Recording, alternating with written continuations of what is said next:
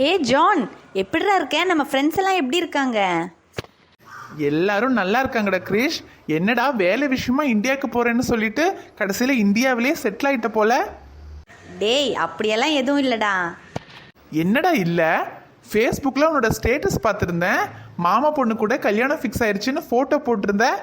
நம்ம ஃப்ரெண்ட்ஸ் எல்லாம் பார்த்தாங்க. பார்த்துட்டு என்னடா இப்படி ஒரு மாமா பொண்ணு இருக்கிற விஷயத்தையே இந்த பையன் சொல்லலையே, இப்போ என்னடானா கல்யாணம் ஃபிக்ஸ் ஆயிடுச்சுன்னு போடுறானே, நீங்கள் எல்லாருமே பயங்கரமாக ஷாக் ஆயிட்டாங்கடா. டேய் ஆமாண்டா, எனக்கே தெரியாதுடா.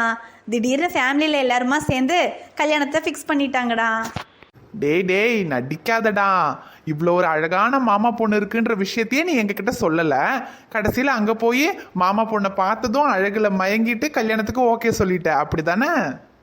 டேய் ஜான், அப்படியெல்லாம் இல்லைடா. வீட்டில் எல்லாரும் சொன்னாங்க, எனக்கும் கீர்த்தியை பிடிச்சிருந்தது. கீர்த்திக்கும் ஓகேன்னு சொன்னதும் சரின்னு ஒத்துக்கிட்டேன். ஆனால் முன்னாடி எனக்கு அவளை கல்யாணம் பண்ணிக்கிற ஐடியா இல்லை. பட் இப்போது கீர்த்தி இல்லாமல் ஒரு லைஃப் என்னால் நினச்சி கூட பார்க்க முடியாதுடா. அவ்வளோக்கு எனக்கு கீர்த்தியை பிடிச்சிருக்கு. அப்படி சொல்லுடா. இப்படி ஒரு மாமா பொண்ணு இருந்தா யார் தான் விடுவா? சரி சரி, உனக்கும் கீர்த்திக்கும் ஜோடி பொருத்தம் சூப்பராக இருக்குதுடா. நம்ம ஃப்ரெண்ட்ஸ் எல்லாருமே சொன்னாங்க. எப்படா ட்ரீட் வைக்க போகிறேன்? ட்ரீட்டு தானடா, வச்சிடலாம். கல்யாணத்துக்கு நம்ம ஃப்ரெண்ட்ஸ் எல்லாருக்குமே டிக்கெட் புக் பண்ணுறேன். எல்லாருமே இந்தியாவுக்கு வரீங்க. நம்ம கல்யாணம் முடிஞ்சு செம்மையாக என்ஜாய் பண்ணிட்டு தான் போகிறோம். புரிஞ்சுதா? கண்டிப்பாடா. சரிடா ஜான், கல்யாண டேட் இன்னும் ஃபிக்ஸ் பண்ணலை.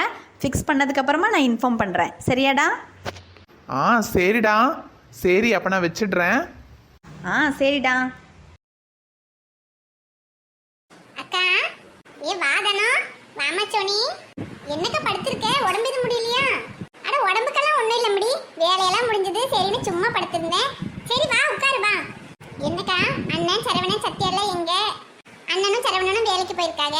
சத்யா தான் உள்ளதான் இருக்கா. ஏ சத்யா, மடி சத்யா, சித்தியும் சோனியும் வந்திருக்காங்க, வாமா. மடி சோனி, என்னம்மா முன்னெல்லாம் எப்பவுமே பெரியம்மா வீட்டுக்கு வந்து இருப்ப, இப்பெல்லாம் வர்றதே இல்லை. இல்லை பெரியம்மா, இப்பெல்லாம் ஸ்கூல்ல லீவே விடுறதில்ல. லீவ் விட்டாலும் ஸ்பெஷல் கிளாஸ் அது இதுன்னு வச்சிடுறாங்க. இப்பதான் தீபாவளிக்கு ஒரு 10 நாள் லீவ் விட்டுருக்காங்க. அதனால தான் வந்தேன் பெரியம்மா. ஓ சரி மடி. ஏண்டி சித்தார்த்தியும் கூட்டிட்டு வந்திருக்கலாம்ல? அவன் ஸ்கூலுக்கு போயிருக்காங்கக்கா, சாயந்தரம் தான் வருவான். அவன் வர்றக்குள்ள வீட்டுக்கு போகணும். என்னடி இது, வந்தா கொஞ்ச நேரம் இருக்கிறாப்புல வர்றதில்ல, கையோட காலோட ஓடுறாப்புல தான் வர்றது. நான் என்னக்கா பண்றது? அம்மாடி சத்யா, நல்லா இருக்கியம்மா? நல்லா இருக்கேன் சித்தி.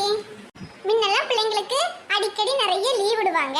சத்யா அங்கே வரும், சோனி இங்கே கொண்டாந்து விடுவேன். ஆனால் இப்பெல்லாம் பிள்ளைங்களுக்கு லீவே விடுறதில்ல பார்த்துக்கக்கா.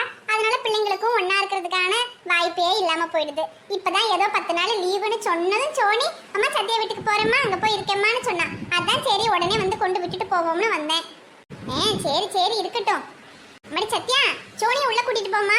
போய் மாற்றிக்கிறதுக்கு ஏதாவது துணி எடுத்து கொடு. சரிம்மா. வா சோனி. தானோ, நீ வருவேனே கோழி குழம்பு வச்சிருக்கேன், வா வந்து சாப்பிடு வா. இப்பதாங்க நானும் சோனியும் வீட்ல இருந்து சாப்பிட்டு வந்தோம். நான் போகும்போது வேணா 2 வாய் சாப்பிட்டு போறேன். சரி தானோ. அப்புறம் என்ன, முருகேசனுக்கு வேலையெல்லாம் பரவாயில்லையா? பரவாயில்லக்கா, அப்படியே போய்கிட்டு இருக்குது. அப்புறம் சரவணன் எப்படி, வேலையெல்லாம் இப்ப பரவாயில்லையா? சரவணனுக்கு பொண்ணு எதுவும் பார்த்துருக்கீங்களா? வேலையெல்லாம் பரவாயில்ல தானோ, பொண்ணு பார்க்கணும். உன்கிட்ட சொல்றதுக்கு என்ன, நம்ம சரவணை ஏதோ ஒரு பிள்ளைய விரும்புறேன்னு வந்து சொல்லிட்டான் பாத்துக்க. என்னக்கா சொல்ற, நம்ம சரவணனா? அட ஆமந்தானோ, அந்த பொண்ணு வீட்டுக்காரங்க கொஞ்சம் பெரிய இடம் பார்த்துக்க. அதனால அவங்க இதுக்கு ஒத்துக்கிடல. சரவணன் தான் பாவம் ரொம்ப வருத்தமா இருக்கான். என்ன பண்றது ஏது ஒன்றும் விளங்கலப்போ. அட என்னக்கா இது, எப்படியாவது அவங்க கிட்ட பேசி ஏதாவது சரி பண்ண முடியுமான்னு பாருங்க. இல்ல ஒத்து வரலைன்னா நம்ம சரவணன் கிட்ட எப்படியாவது பேசி சரி பண்ணி சீக்கிரத்துல ஒரு பொண்ணை பார்த்து கட்டி வச்சிருங்கக்கா. பிள்ளைய அப்படியே விட்டா அப்புறம் ரொம்ப மனசொடைஞ்சு போயிடும். ஆமந்தானோ, அது ஏதாவது பார்த்து பண்ணணும். சரி அதை விடு.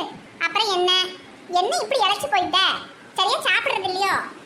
அட நீ வேறக்கா, நானா இழைச்சிட்டேன். வெயிட்டு கூடிக்கிட்டே போகுதுன்னு அவர் என்ன காலையில வாக்கிங் போன்னு சொல்லிக்கிட்டு இருக்கிறாரு. நீ வேற. அப்படியா? இந்த ட்ரெஸ்ஸை போட்டுக்க.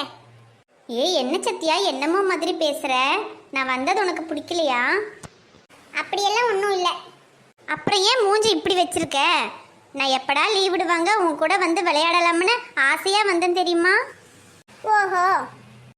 என்ன சத்யா நீ இப்படி பேசுற? நான் உனக்கு புது பார்பி டால் வாங்கிட்டு வந்திருக்கேன் தெரியுமா? என்னது பார்பி டாலா? ஆமா சத்யா, எங்க அப்பா எனக்கு வாங்கிட்டு வந்தாரு, அதான் உனக்கு கொடுக்கலான்னு எடுத்துட்டு வந்தேன். நிஜமாவா சோனி? எனக்கு பார்பி டால்னா ரொம்ப பிடிக்கும் பாத்துக்க. எங்க அம்மா கிட்ட ரொம்ப நாளா கேட்டுக்கிட்டு இருக்கேன், வாங்கியே கொடுக்க மாட்டீங்க. நான் உனக்காக தான் கொண்டு வந்திருக்கேன் சத்யா. எங்க அம்மாவோட பேக்ல இருக்கு, நான் உனக்கு அப்புறமா எடுத்து தரேன். சரி சோனி, நம்ம அப்புறமா எடுத்துட்டு ஒண்ணா விளையாடுவோம். என்கிட்ட கூட டெடி பியர் நிறைய பொம்மைங்க எல்லாம் இருக்கு, நான் உனக்கு தரேன், நம்ம ஒண்ணா விளையாடுவோம் என்ன? சரி சத்யா. நல்லா சாப்பிடுதனோ, கொஞ்சம் குழம்பு ஊத்தவா? இல்லக்கா வேணாம், அப்புறம் வாங்கிக்கிறேன். குழம்பு நல்ல ருசியா இருக்குதுக்கா, ஆனா காரம் தான் கொஞ்சம் கூடையா இருக்கு. அட இந்த சரவணம் பயலுக்காக தான் தானே இம்பிட்டு காரத்தை போட்டு வைக்கிறேன்.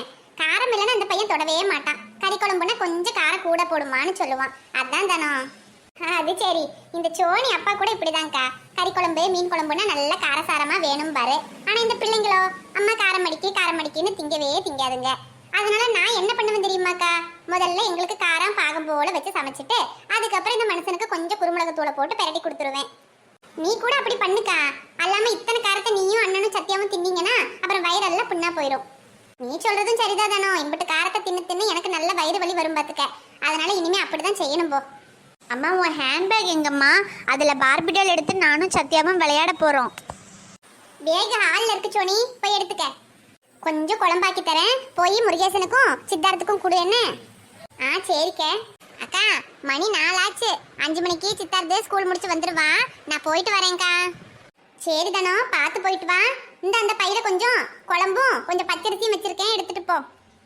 பச்சரிசி என்னத்துக்குக்கா? இங்க வச்சுக்க, பிள்ளைங்களுக்கு இட்லி தோசை எதாவது செஞ்சு கொடுக்கலாம்ல.